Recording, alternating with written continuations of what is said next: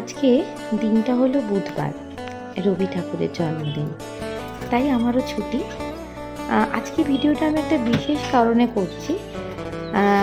একটু পরেই ভিডিওতে দেখতে পারবে একজনকে, তাকে দেখানোর জন্যই ভিডিওটা আজকে আমার করা। ছুটির দিনে ভাবলাম রান্নাঘরটা একটু পরিষ্কার করি। রোজই করি কিন্তু এতটা টিফিন করা হয় না, তো ভাবলাম আজকে একটু পরিষ্কার করি। তো করতে গিয়েই ইনি এসে হাজির। আজকে আমাকে ছাড়া যাবে না, কারণ রোজ তো পাওয়া যায় না।